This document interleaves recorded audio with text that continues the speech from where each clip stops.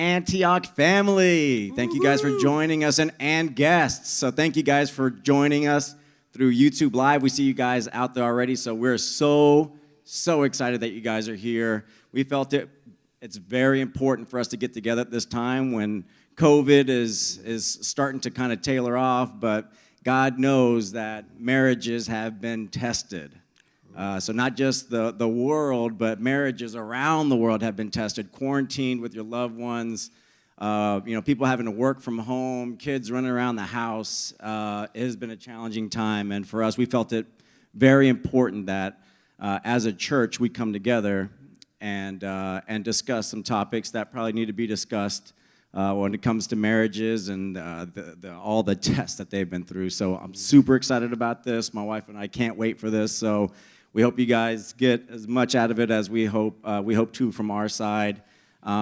Email, I have an email out to everyone out there. If you guys want to email some questions in, there's an email to the marriage ministry account that should be in your accounts right now. If you want to email your questions through there, or you can use a live chat to send your questions, and we'll try to get to as many as we can. With that being said, I'm going to pass you guys over to Pastor and First Lady. All righty. What's up, everybody?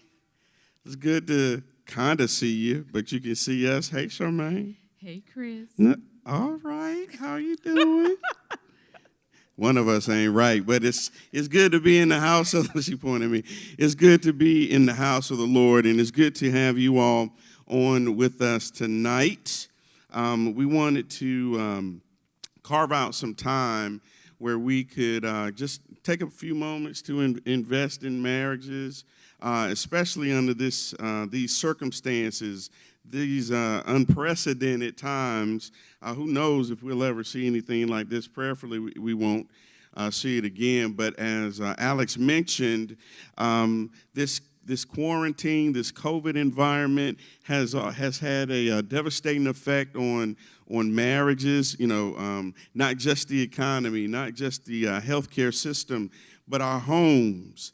And so we want to just take some time tonight to talk to you about checking your marriage temperature during this COVID quarantine. Checking your marriage temperature. I had to go and give some blood. My doctors wanted to check, make sure my insides was working right.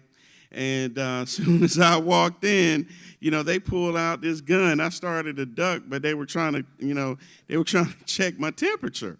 They wanted to see if I was hot. I asked the lady, I said, "Am I hot?" And she said, "Boy, sit down somewhere," right? So she was checking my temperature, and that's kind of what we want to do tonight. How do we keep our marriage temperature in check during this COVID quarantine? And so as we talk tonight, we want to give you the freedom, as Alex already said, to raise some questions, whether that you send them through the email or through the chat. They're monitoring that. And if you do send one through the chat, put like the letter Q in your question or the word question and the actual inquiry, and they'll make sure that we get the question, and we'll try to address it as best as we can. I want to point our attention to a passage in 2 Samuel chapter 6, verse 16, and then verses 20 through 23, and hopefully this will help as we try to set the tone for tonight. Charmaine, did you want to say anything? No. Oh, whatever. So see, this is just a good primer for what I'm getting ready to read. So in verse 16 of chapter 6 of 2 Samuel, it says, "As the ark of the Lord came into the city of David, Michal, the daughter of Saul, looked out of the window and saw King David leaping and dancing before the Lord, and she despised him in her heart." Verse 20, "And David returned to bless his household. But Michal, the daughter of Saul, came out to meet David and said, 'How the king of Israel honored himself today, uncovering himself today before the eyes of his servants, female servants, as one of the vulgar fellows shamelessly uncovers himself.' And David said to Michal, 'It was before the Lord who chose me above your father and above all his house, to appoint me as prince over Israel, the people of the Lord. And I will celebrate before the Lord. I will make myself yet more contemptible than this, and I will be abased in your eyes. But by the female servants of whom you have spoken, by them I shall be held in honor. And Michal, the daughter of Saul, had no child to the day of her death. Man, how weird it is, maybe to read that passage. But it points to something that we have grown to call heated fellowship. They were engaging in a heated fellowship. I mean, here's the situation. The ark of God was coming into the city of David, and David was so excited that he was dancing before the Lord. He was leaping before the Lord. He started taking off some of his outer garments that was impeding his ability to really worship God. And his wife, Michal, was looking down out of the window. She kind of saw it, and the Bible said she despised him in her heart. This is her husband. She despised him in her heart because she felt like he was debasing himself. He's the king. This is what he's supposed to be doing. I don't care how much you love the Lord. You need to keep your clothes on because these other young ladies out here are looking at you and you belong to me. Right? So she was she was despising him in her heart.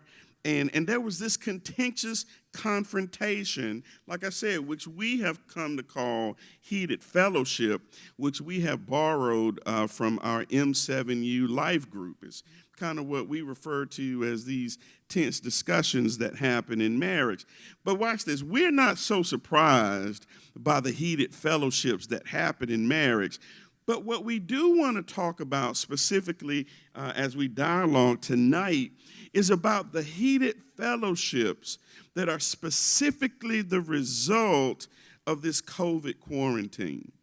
We want to talk about the fights that, these new fights, right? The things, you hadn't really been stressors for you. We want to put that out on the table. And tonight, I guess, as between the good cop and the bad cop, I'm kind of playing the bad cop. I'll probably do better in that role anyway. But I'm playing the bad cop tonight because I'm really trying to say the stuff that's in everybody's bubble, right? You may not be able to say it in your house. Just put a Snickers in your mouth if I say something that sounds like you would have said it, right? So I'm trying to say the stuff that's in the bubble because during this COVID quarantine, as Alex mentioned, marriages have been tested. There was an article that was posted on the ABC Channel 13 out of Houston that basically said that there was an expectation for the rise of divorces as a result of the quarantine. Specifically, it was being in close quarters, being around each other, and the financial stresses that have resulted because people have not been able to go to work. And so these triggers have either exacerbated problems that were already there, magnified them. People have become more sensitive to them. And so this extended time spent around each other has put some marriages to the test. Would you agree? Absolutely. Oh, yeah, I heard a couple amen. She was a little too smooth with that, right? I'm starting to get nervous. That's like the quiet storm. Amen. Right? So, yeah, some marriages have been put to the test. People that you have loved for so many decades. You don't even like looking at them when you walk into the room. It's kind of like McCall. You start to despise them. And they ain't do nothing but just show up. I'm sick of you showing up. Right? So I want to talk about some key considerations during this COVID quarantine. We'll go through some stuff and share, and hopefully Charmaine will jump in here and not stab me on TV. And we'll try to dialogue about some stuff. But here's I want to share this first consideration from this COVID quarantine because, some aspects of it may be fading, but we may be in a season where we see more of this pandemic quarantine kind of approach. But here's the first thing I want to say is that everyone needs space. So spend time together wisely. Everybody needs space, so spend time together wisely. We have to work this into our rhythm, right? We need to be intentional about acknowledging that people need some time to themselves to either just kind of veg out, to clarify their thoughts, to just break away from the not just the family situation, but the stresses that have been placed upon them because of the COVID environment. And so people need their space. So because of that, as you're spending time, make sure you're spending time together wisely. And it's not just your spouse that needs this space. You need it too. You need the space. And for those of you who have children, whether they be young or adult children, they need their space as well. And so when you take all of these individuals who are yet part of a family but have individual needs that need to be met, that's just kind of a place where some things could erupt. And so we need to remember, that you need that space. And so spend that time wisely. Don't look at the fact that you don't have to go into the office as being the reason you need to be stuck under your wife for 7 hours out of the day. She ain't trying to hear that, right? She's not trying to. Charmaine, was that a comment? No. Oh, okay. You look like we was about to have some heated fellowship in here, Yeah. So they need their space. And listen, while I know we're focusing on marriage tonight, but in this particular context, in this COVID quarantine context, your children, their needs, and your responses to them have a direct impact on your interaction with your spouse. They have a direct impact. The fact that your kid needs this or that, and they're angry because they can't go outside and play with their friends, and how you respond, your wife or your husband is looking and saying, listen, chill out. And before you know it, you're bickering, right? Everybody's hackles are up. So Charmaine, how have we done in managing this need for some space? Well, to be honest with you, Pastor Respis, I know in the beginning, you were, as you're matriculating through your doctorate program, you were really consumed with working on your paper that was due. And so for us, it was relatively easy because you were in your space and I was in my space. However, it became challenging because I found myself becoming lonely because you were occupying a lot of time with your schoolwork. And it was trying to balance that time. And so, and I felt neglected. And so, and I had to really kind of put, I guess, just kind of be realistic about, what you had pressing at that time. And that was, you had a paper that was due. But I felt neglected. And there were times where I wanted you to see or to know that I was feeling neglected and I was lonely, but I didn't want to voice that. And so I just kind of suppressed it and kept it to myself and allowed the anger to fester. And so eventually what happened, I exploded. And so, and it became, heated fellowship. Heated fellowship. And so I think, for me, it was not voicing that expectation, what I was wanting or looking for from you. It was a quiet, just kind of thought to myself, hoping that you would recognize by my silent temper tantrums that you would know, oh, my wife needs my attention.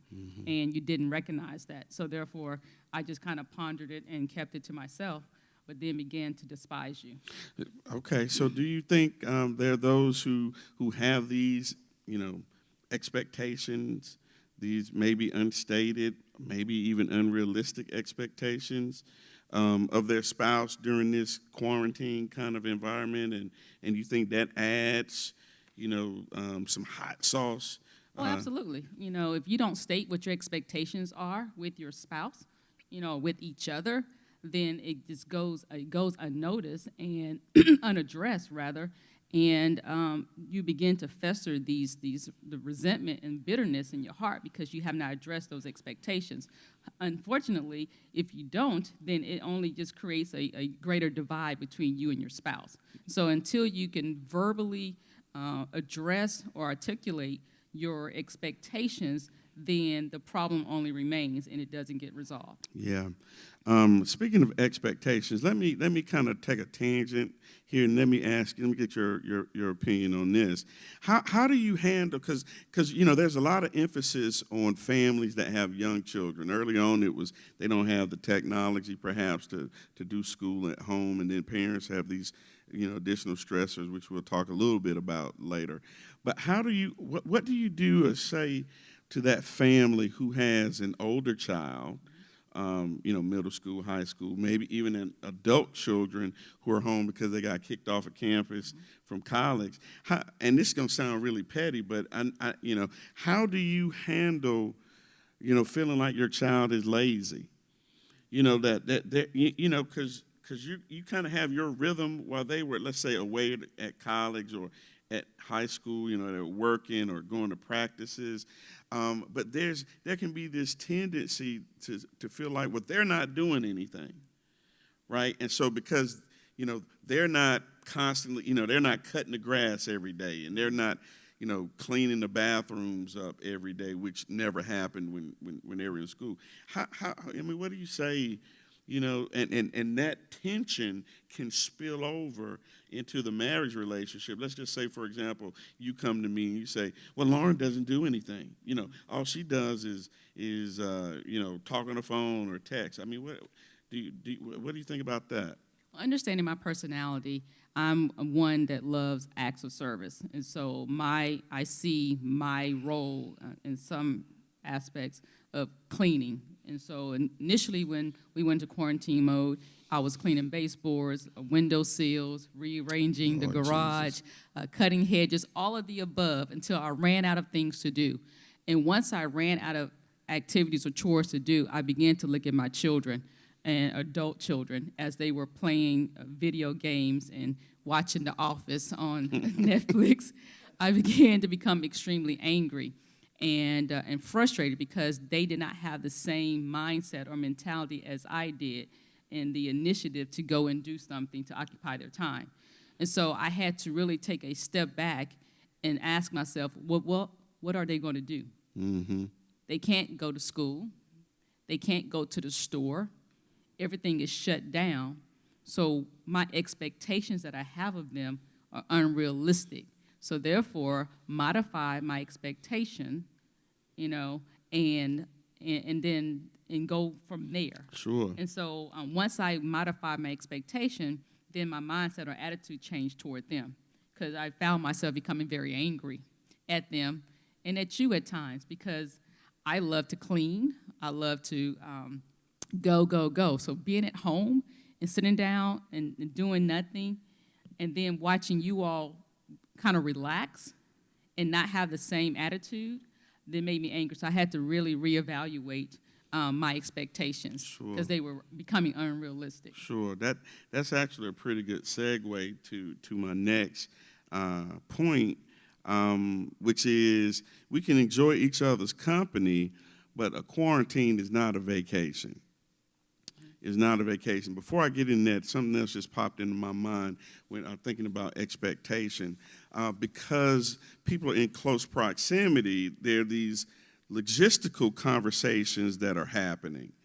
But I need to say before we move on that having logistical conversations about how your household is going to operate during this quarantine is not the same thing as having a meaningful conversation.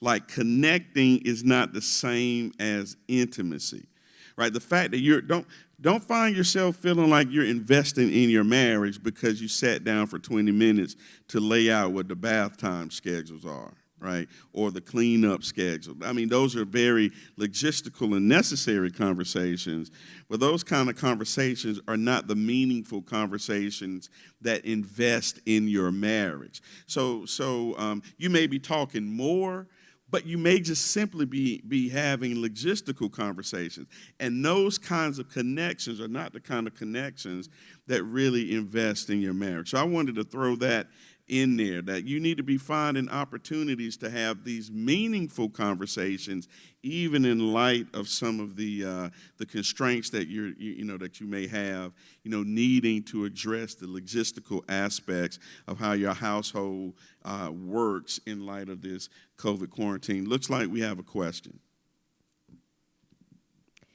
Pastor, asking for a friend. We just had this question come through. Asking for a friend, is it wrong to hide under the bed/office, let's say for about 8 hours, while the children are popping no-dose and drinking coffee? Listen, save yourself. What you think, Charmaine? Save yourself. Hide where you can. Get in the closet. The little tornadoes is running around out there. I can't comment because I make daily trips to Starbucks, so. Yeah. I mean, that's a very, practical question. Yeah. Is it, I would find ways to disappear.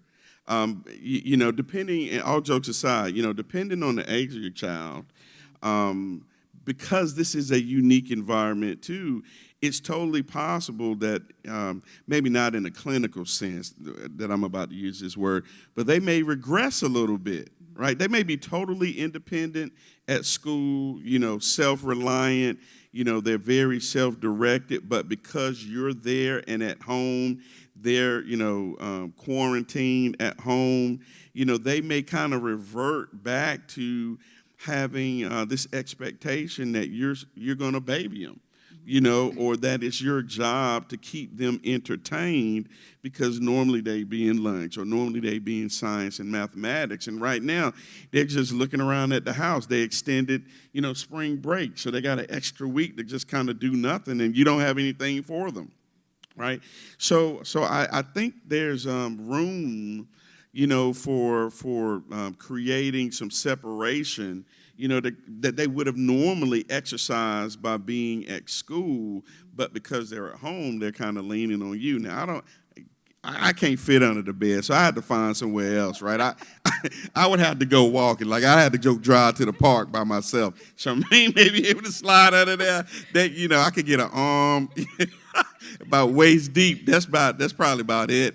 But, you may have to find a way to kind of break from that with leaving them with some instruction, so you continue to nurture that sense of independence. I mean, what you think? Now, I was just going to add that maybe because we're spending an unlimited amount of time with each other, something that was not the norm, but now has become the norm, is to keep a routine, keep a schedule. So if they were initially up at a certain time, of course, you may allow them to sleep in a little bit later, depending on the age.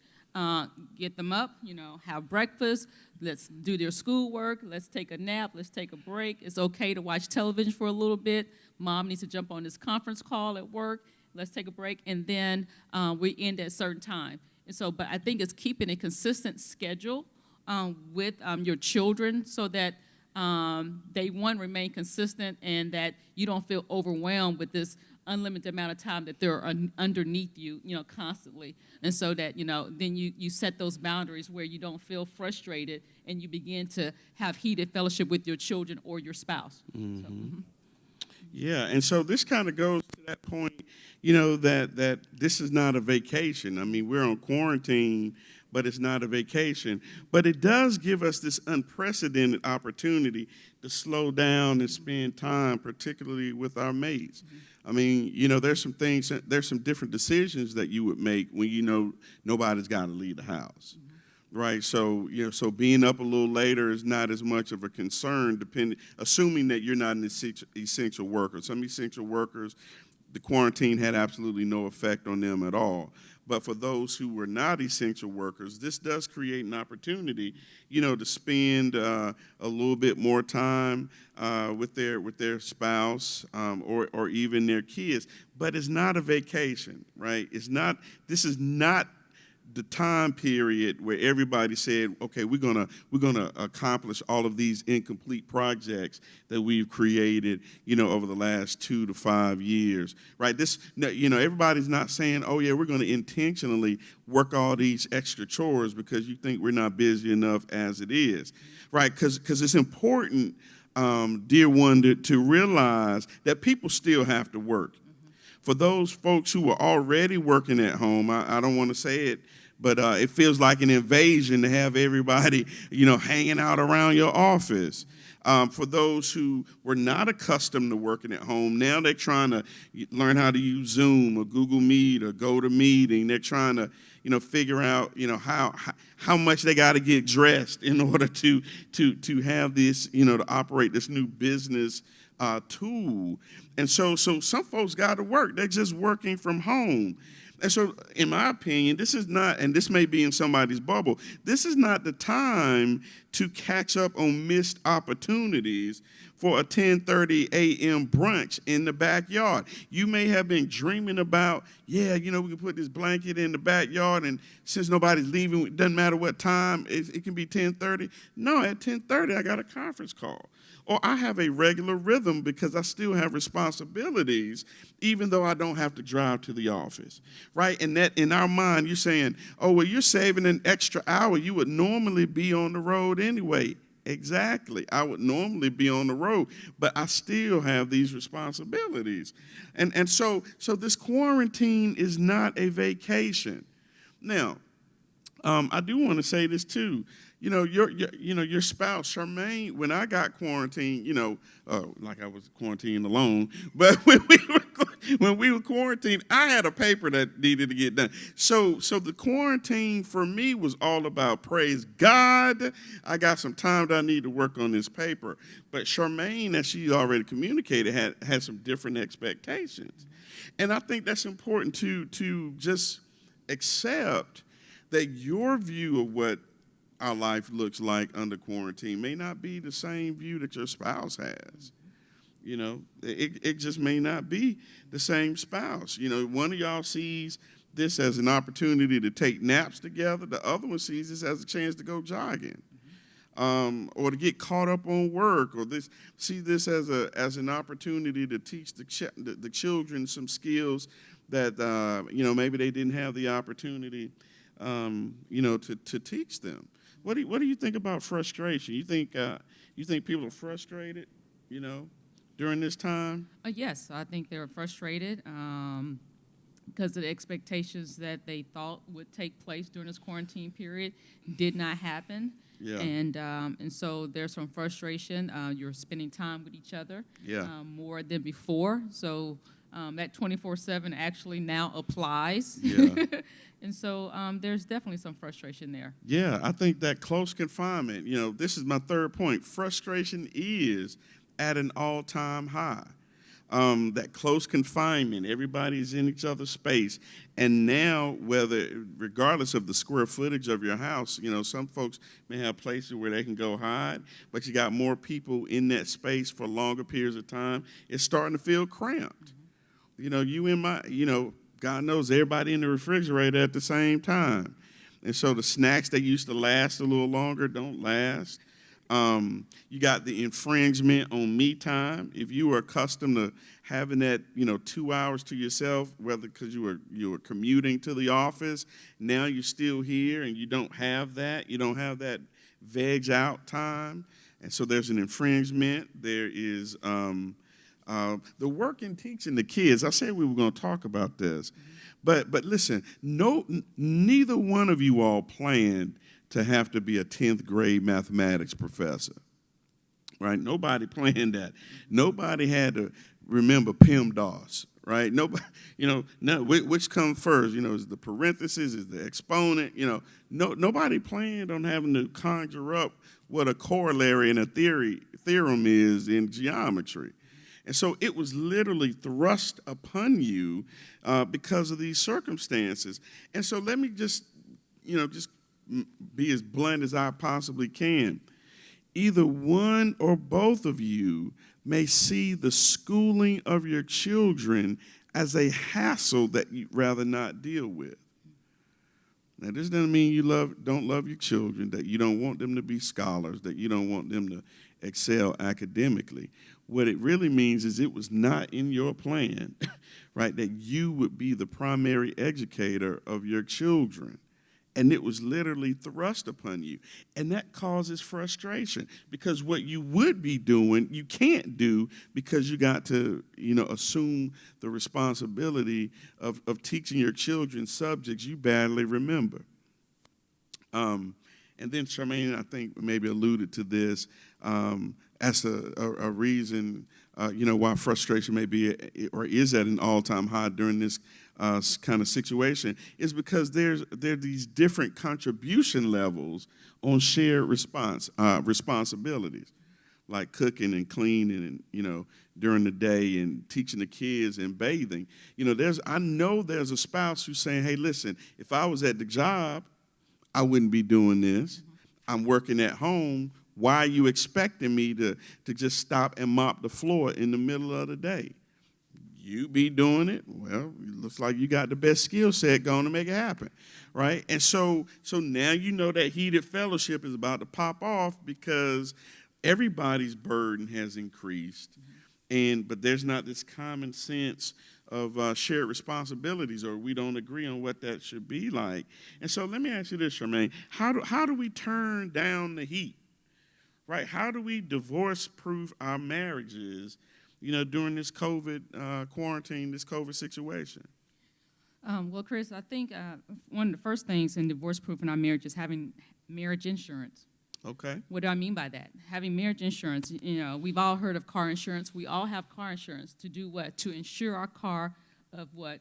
Accidents, car accidents, or even theft. We've heard of phone insurance. We protect our phones, from precious iPhones, from theft or cracked phones. And so, but we don't protect our marriages. We don't divorce-proof our marriages by having marriage insurance. And so in order to divorce-proof our marriage, we got to have some marriage insurance. And what that looks like is having realistic expectations of one another during COVID-19. So my expectation of you was to spend unlimited quality time with me, unlimited quality time. But what I found, or what I saw, was that you were spending time doing schoolwork. So I had an unrealistic expectation that you would set aside all of your responsibilities, church and school, and spend time with me. And because I did not articulate that or set the expectation or we communicate with each other, it became frustrating for me. And not only frustrating, I began to harbor some resentment towards you. And so I had to go back and do a realistic check, of myself and also of you, and say, hey, if I need to divorce-proof my marriage, I need to have a healthy, realistic expectation. Given the reality of that, is what are my options in managing those hopes and those beliefs that something will happen? And so, and if I don't have a realistic hope of what that looks like or that something will happen, then that frustration, that bitterness, that resentment will build up. And so we have to, in post-COVID-19, we got to communicate what those realistic expectations are in order to divorce-proof our marriage. Because if it goes unnoticed or not discussed, then it'll just continue to build up. And so earlier you mentioned about an article that you read about couples on divorce being on the rise as a result of COVID-19. There was this one couple had been married for 42 years, both lawyers, high, demanding jobs in their, career, and found themselves considering divorce after 42 years of marriage. Wow. And they did not know how to cope with being with each other 24/7. They found it difficult. They found it challenging. Their expectations changed over the years. And when they found themselves quarantined together, then they had to sit down and reevaluate what those expectations were. Okay. So I think number one is really have some realistic expectations. Given the options, given the reality that we are in right now, is have some realistic expectations of what that looks like. And then two, if you find yourself, having heated fellowship more consistently than before, is to find a trusted friend that you can talk to. All right. Find someone that you can confide in, that will be a listening ear to you, and that will not persuade you or convince you to get a divorce. And so, and not the girlfriend that will agree with you when you're wrong. Find someone, or a guy friend, find someone that you confide in. You mean guy to guy, girl Guy to girl? guy, yes. Okay, of amen. course. Guy to guy. Just want to be clear. Amen. Oh. Guy to guy, girl to girl. And so, do we have a question? Oh, okay.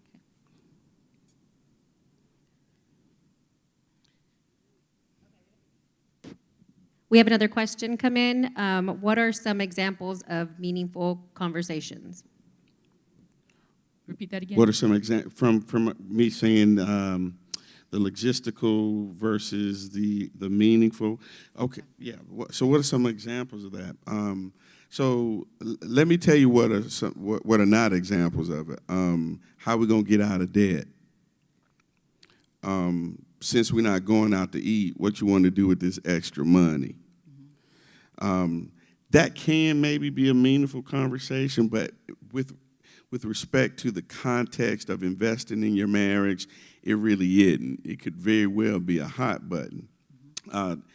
Unless, perhaps it was a conversation that you've been tabling just because of time, and now you have the time to talk about it. It may help, but a more meaningful conversation would be, how are you holding up during this quarantine? I'm home now, and I see all of the things that have to happen that maybe I overlooked because I was constantly running. I have a better appreciation, for what you do. Let's talk about that. How can I be more of an asset and a resource to you? I noticed that, we have a lot of time around each other, but we don't really talk about, anything that's interesting to me. We're always communicating about things that are interesting to you. I like to talk to you about, things that I find funny or that I find interesting. Can we talk about, blah, blah, blah, blah, blah, or whatever, right? These would be these kind of meaningful conversations. Maybe you've got some ideas or some, but, these would be kind of conversations where you're using your words to make an investment into your spouse, into the longevity of your marriage. They don't have to be sexual in nature. Ain't nothing wrong with that. Y'all married, right? So you can have that. But these meaningful conversations would be enriching conversations. It would be like you infusing your 401k with a new infusion of cash. These conversations would be infusing your marriage with conversations that are designed to strengthen your bond and strengthen your marriage foundation. Hope that helps some. Okay, got another question? Okay. Yes, thank you. Very insightful. We have another question come in through our email. It's, how can I get my spouse to assist me with parental duties? Charmaine, what you think? How can I get my spouse to assist with parental duties? I think one is to sit down with your spouse. As I mentioned earlier about having realistic expectations, and you're both at home working, you're both at home working, you're not only working at home, you have your children there. It is to sit down and discuss what those parental expectations look like. And if it's, okay, bedtime is 8:30 p.m., is that you work together as a team in what those parental rights or what, those, responsibilities look like and, what those needs are. It's to sit down and set those expectations together and work together as a team. If your children see you not operating as a team, they will take advantage of one or the other parent. And so you have to work together as a team and then establish what responsibilities you would share. So if it's, okay, I have bedtime or I have bad time, I have breakfast. I'll prepare breakfast and lunch, or I'll prepare dinner. So I think it's, sitting down at the table and saying, hey, what are the parental responsibilities that we have that we can both manage, that we don't become overwhelmed and frustrated about those responsibilities, if that makes any sense. Yeah, if I can add, for the home where, let's say, one of the spouses stays home and parents the child, or kind of, for lack of a better way of saying it, handles the in-home works at home versus or in the home versus somebody that typically leaves. That creates kind of a different dynamic, right? That person who historically leaves the home always feels like they have an ace in their pocket that says, well, if I wasn't here, you'd be doing it. So why is this such a big hassle now?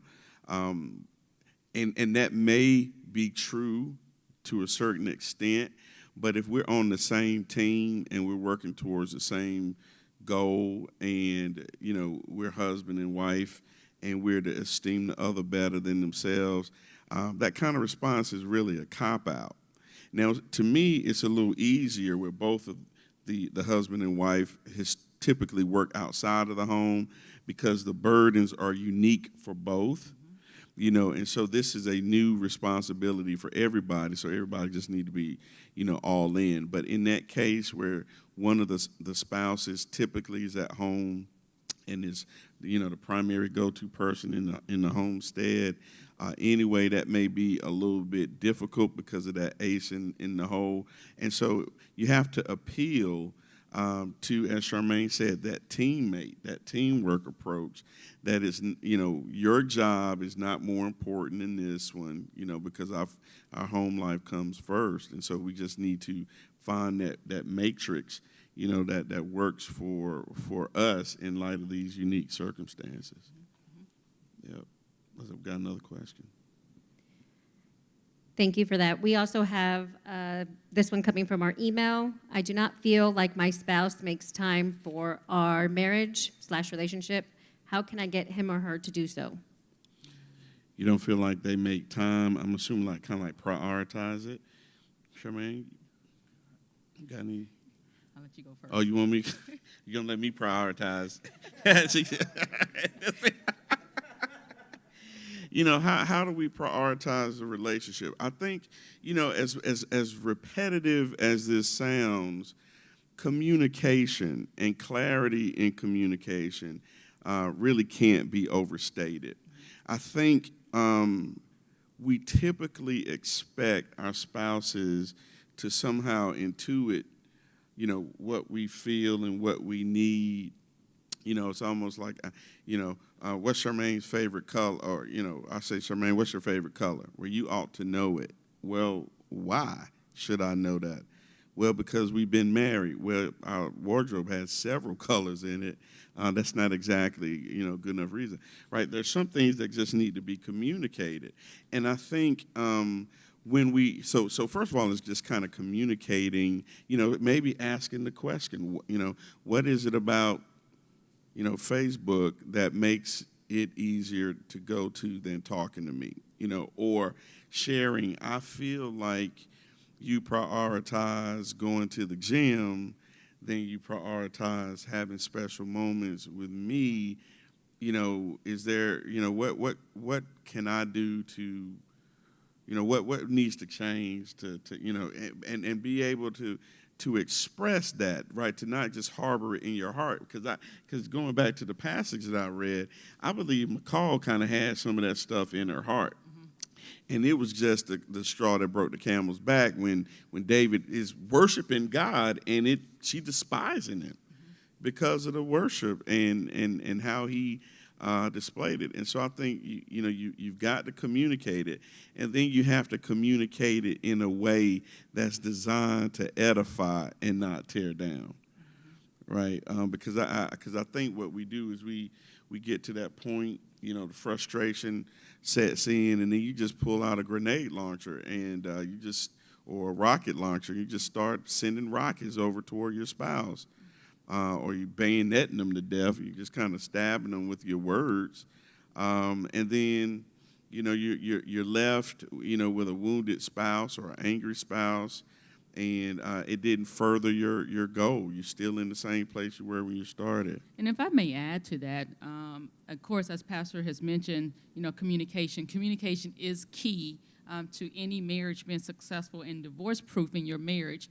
And so when you find yourself becoming lonely in your marriage because you're not priority, or that the time that you all have together is not spent together, then you really have to sit down and communicate what that looks like and be intentional in spending time together. And I think we take advantage of that a lot of times, that, oh, I'm just home, I'm in the other room, so we're spending time together, when in actuality we're not spending time together, we're just in the house together. So I think we have to be intentional in spending time together.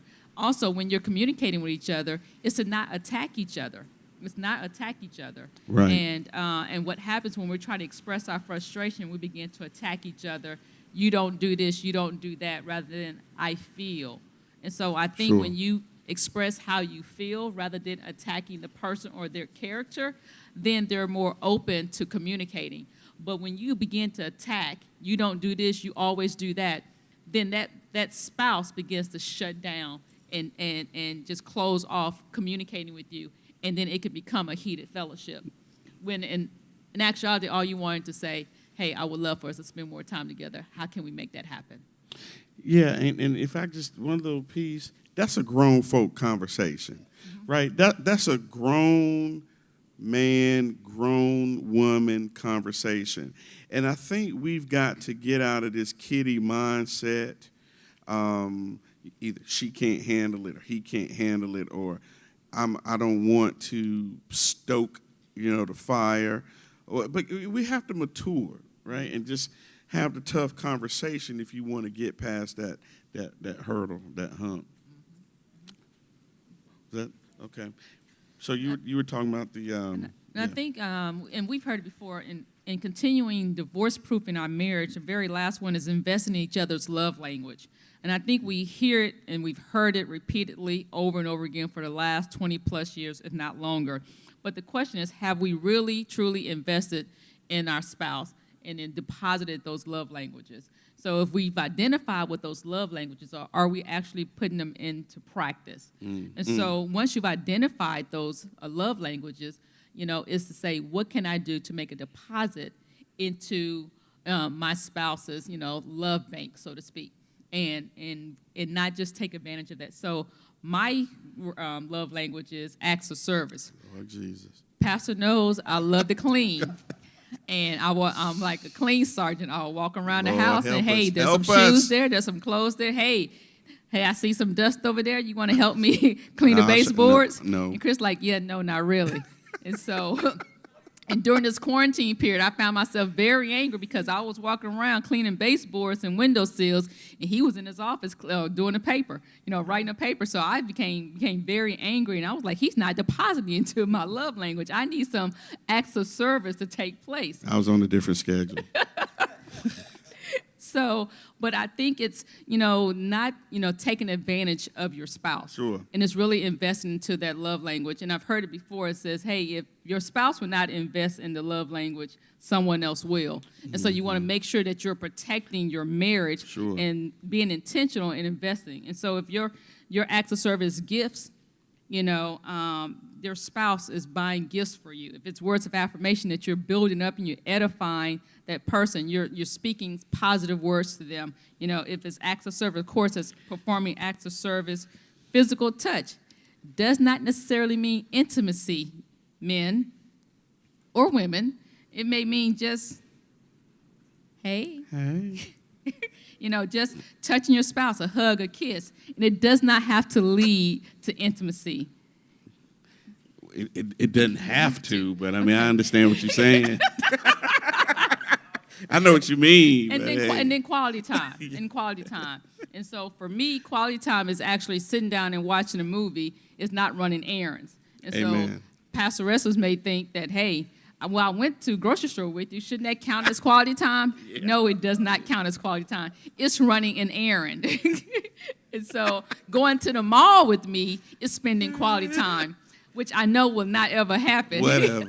So, but it's being intentional and making those deposits into that relationship, into that spouse, so that they know that, hey, I am loved by this person, because they were intentional in making that investment into that love bank. Yeah. So let me ask you this. While you were talking, this kind of hit me. How when you're spending so much time in each other's space, in each other's face, even.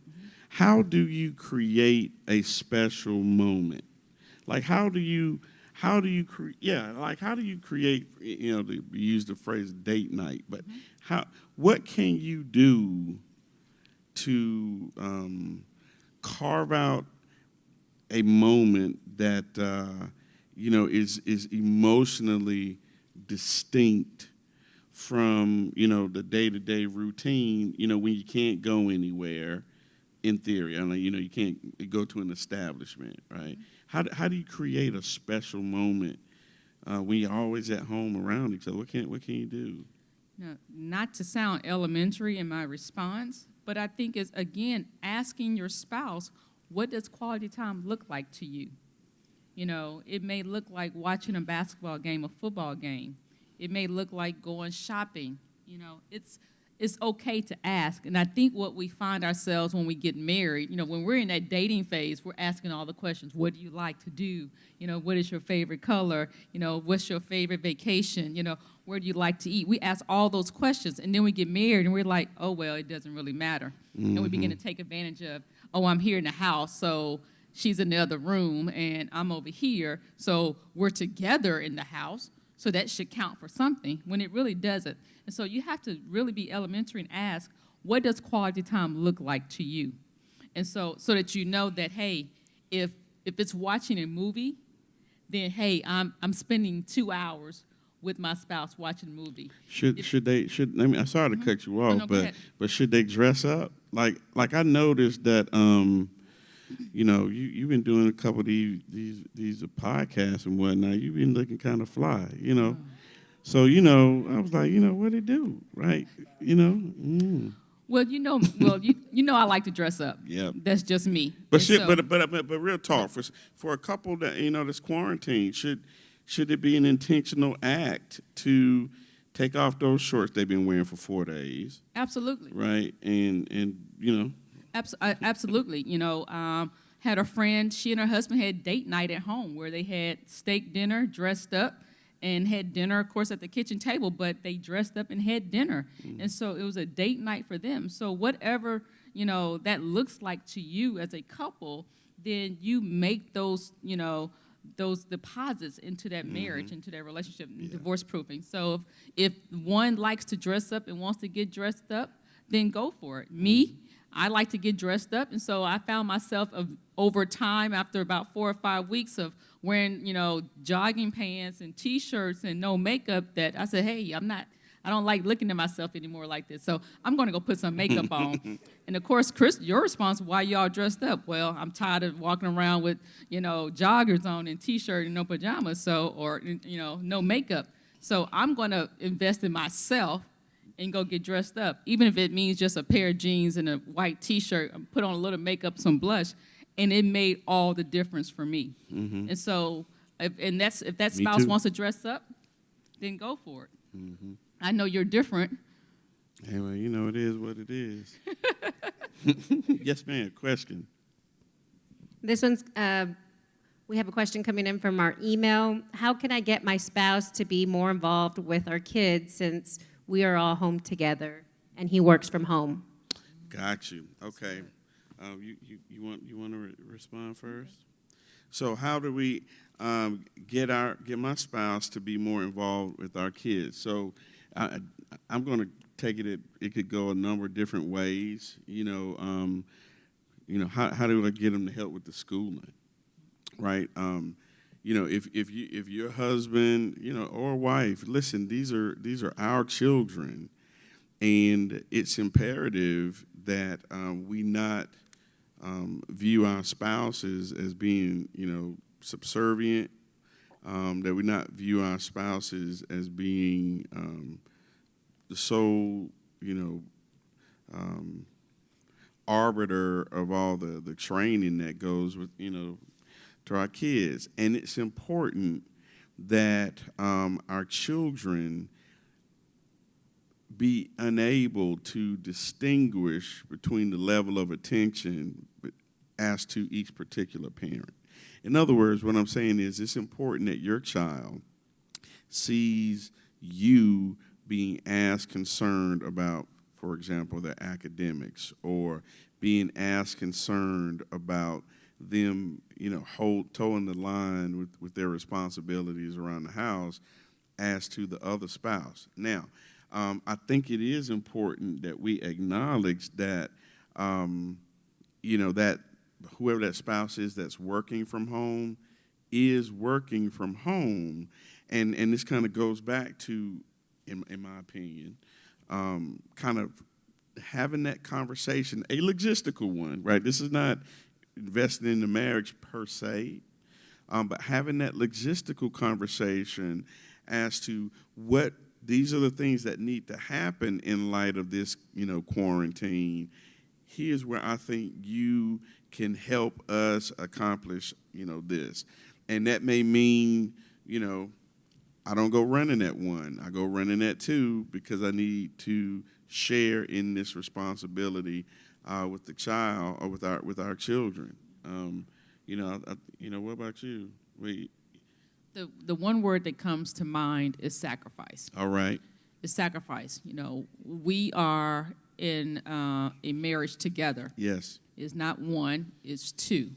And so we have to sacrifice our me time, our personal time, to invest in our children's life because they are also struggling during this period. Yeah. And so we have to take this opportunity to make the best of it because they're seeing how we respond and how we react. Yeah. And they're also seeing how we may be withdrawing from each other and from them.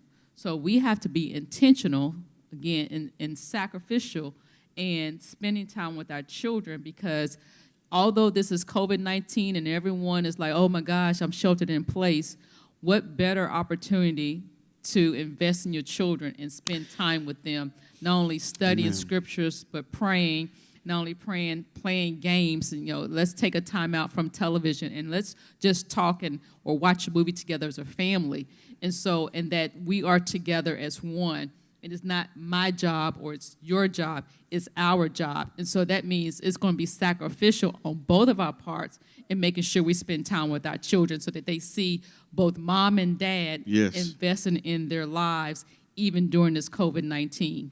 And so I think the word would be sacrifice. Yeah. Mhm. So then too, let me just throw this one in here for free.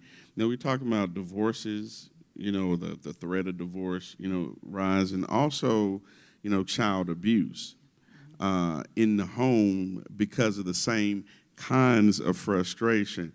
Now, this particular talk is not designed for that, but let me just advocate on behalf of the child. They didn't pick to be stuck at home with you either, right? And so don't find yourselves taking out your frustration on the one that's least capable of absorbing it and defending themselves, right? God has put us as parents to be stewards over these children's lives until they're able to steward their own life as an adult. And so they're trying to figure all of this out too. And what happens, what I really think sometimes is that the adult who does not have an answer for this situation becomes childlike, right? And then just acts out. I mean, they don't see this sacrifice, because to sacrifice means you have to esteem somebody else better than yourself, right? And quite frankly, as a parent, after God, after our spouse, right, our children, right, should be that priority before ourselves. You know what I mean? And so there are children who are bearing the brunt of maybe some immature parenting, and it's taken on the form of abuse. It may not, be physical, but certainly verbal. I don't know how many kids, if there was a statistic for how many kids got cussed out during COVID-19, and with some $5 cuss words, right? Who knows? And we have to be careful that you were on a podcast, a thing today about mental health. Who knows what kind of psychological damage these children have endured because of COVID-19. I know that's not what this is about, but I just want to throw that in there for free. Got another question? One more question. Yes, I think we were able, thank you, we were able to address all questions. There was one more slightly indirect for date night. How is this possible when there are young children involved? Man. Now, we used to specialize in date night with young children and no money. What do you think, Charmaine? Kind of reflecting back on when our children was much smaller, we, of course, had a schedule because I was a stay-home mom. And as a result, I was home with them all day, every day. And so I had them on a schedule. And that schedule was 8:30 bedtime. And so like clockwork, around 8 o'clock, I began to prepare. They've had dinner. They have had their baths, and they're prepared to go to bed. And so by 8:30, my children were in bed. And so by 9 o'clock, usually, Chris would run to our favorite place was Sonic and get some Sonic Blast. And so Blizzards, I think they were. Blast. Okay, Sonic Blast. And so, and we would sit at the kitchen table usually once a week. I think I remember Tuesday night or Thursday night. And we would sit at the kitchen table and we would just talk about what our day looked like. Cut the light off, light a candle.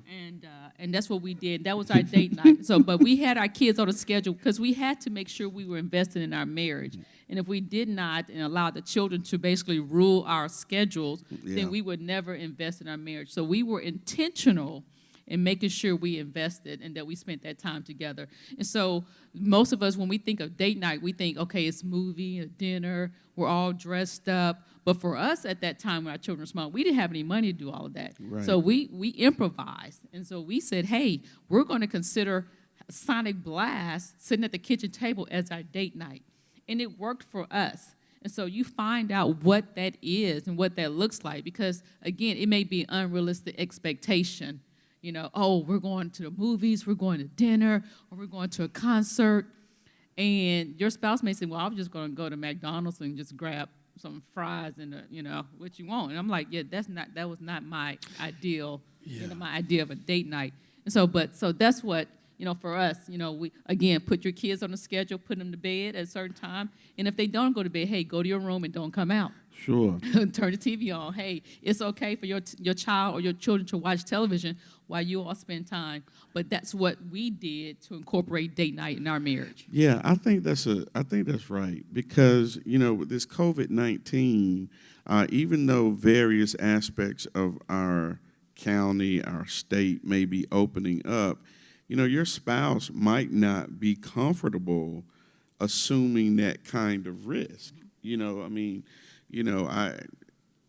much as I used to, get my strawberry lemonade, I can't tell you how many times I just U-turned away from my spot because my mind was saying, nah, bro, you need to just go home and drink some water, because of the risk. And there may have been next to none, but it was going through my mind. So in the case where your spouse may not be as comfortable, venturing out or bringing some things in, what'll make it special is you guys deciding that this is special to us. And so with respect to the children, as I mentioned, this is not really vacation, and we've allowed it to be more like that because we know everybody was sheltered in place, and because of the respective orders, you kind of knew they're not going to revisit this for another 10 days, so at least for 10 days is this. And so we've kind of allowed our kids to be, more flexible in terms of their bedtime schedules. And so I think to rein that in some, or to carve out and say, hey, 9 o'clock, me and mom going on a date, and that may just be in the back bedroom watching, Working Moms or something crazy, and that's just y'all's space. But you have to be intentional. You cannot accidentally invest in your marriage. You got to be intentional, and that couple time, even with kids, has to be intentional, and and that may just be put them to bed or send them to their room. Don't come downstairs. And let me add this. It was once said before: if you do not invest in your marriage now, when your children, and you've invested in your children, when they grow up and they're gone and you're empty nesters, what do you have?